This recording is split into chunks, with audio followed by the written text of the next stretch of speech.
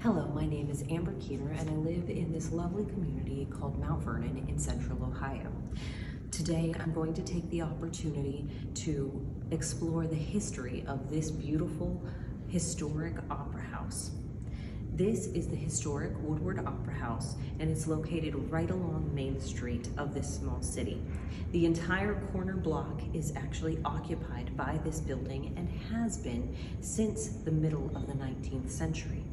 So come along with me as we take a closer look at the history of this building, including famous people who have come through its doors, the complicated renovation process, and maybe we will even have the chance to debunk some of the myths about the building along the way.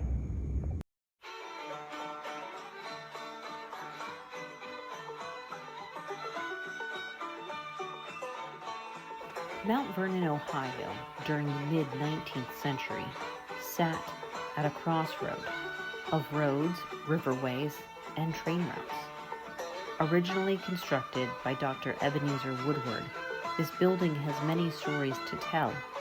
Thankfully, there were people in Mount Vernon who recognized the value that renovation of this building could bring to the community. With such renovations comes the opportunity to share the stories of yesteryear with the next generation.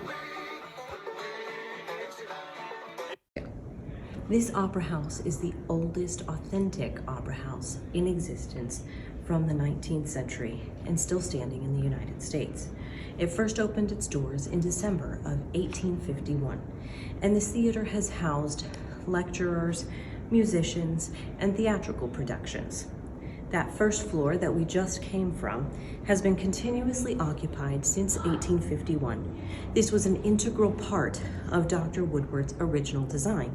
He wanted to marry a performance venue, which is located on the 3rd and 4th floor, with business space in order to create a multi-purpose space with opportunities for the building to bring in revenue from multiple sources. This has proven to be very forward-thinking, and it can be seen that with adjustments, this plan has been modernized. This building brings value to the community in so many ways. Some could calculate such value simply from its central location in downtown. It has a large square footage within the building and a large downtown footprint. Others may point to the value of the materials, as many original finishes have either been refurbished or completely recreated, such as the chandelier. You can see from the original exposed brick to the refinished wooden floorboards that great care was taken to bring this space back to its former glory. The residents of Mount Vernon have built value into the building today by utilizing it for local theater performances, talent-filled dance recitals, and even modern community dances. For historians, however, they may place the value of this building mainly on the individuals who have come through its doors, performed on its stage, or even held offices within the building. The Woodward Opera House was added to the National Registry of Historic Places in 1975. That was actually decades after the stage and the theater portion had been closed off. The rest of the space had been continued to be occupied by a bookshop, a coffee shop, other revenue-generating stores and retail, and some of these other rooms were used for storage for nonprofits. It took many years for an organization to be formed around the possibility of revitalizing this hidden gem. In 1990, a nonprofit was formed for this sole purpose of renovating the building and recreating the magic that Dr. Woodward had first envisioned for downtown. The Woodward Development Corporation purchased not just the main opera house, but also the Woodward Annex directly next door. Work began nearly immediately and continued for more than 2 decades. Much historic research work was done in order to restore the building with both integrity and accuracy. As you can see from the wallpaper patterns and the details in the carpeting, and even the oil paintings that were painstakingly restored that are housed here in the main Opera House at the front, there are other works of art that show that every care was taken to ensure the building was restored as closely as possible to the original work. This type of undertaking is quite expensive, and the total project is estimated to have cost more than $22.5 million. While this work is costly, it is inspiring to see how a building can go from such terrible conditions to not just functioning, but functioning beautifully. There are often concerns over funding of some major renovation, such as this project. The Woodward Opera House has made every effort to be fully transparent in their sources of funding, as well as their utilization of those funds. The website for this venue has laid out the 4 historic tax credits which the project received. These allowed for such painstaking details to be taken on in the renovations.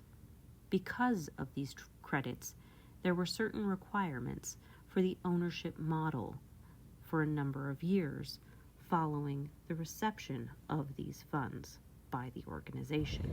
There are a number of other hidden theaters above shops in historic downtown Mount Vernon. One such theater was used as the venue for Frederick Douglass, the acclaimed anti-slavery orator, when he visited the town in 1877. That is located in this building just behind me that at one time was called the Kremlin Building. But why was this venue chosen over the Woodward? Were there prejudices at play in 1877? We may never know, but what we can see from this is that speaking engagements and other forms of entertainment were very valuable for the people of Mount Vernon at that time. It is interesting to note that while this building was being renovated, it was touted as being a very important piece of Mount Vernon's history because of those who came through its doors over the years. One such famous individual was Daniel Decatur Emmett. He had gained notoriety due to a song which is credited to him that became a common marching song for the Confederate Army in the South during the American Civil War, a song that even President Lincoln commented upon when hearing it played in a parade in Washington, D.C. Dan Emmett played on this stage, and one can be sure that he would not have missed the chance to play I Wish I Was in Dixieland to his home crowd. While this beloved character's history within these walls is true, there are other tales which prove to be less accurate.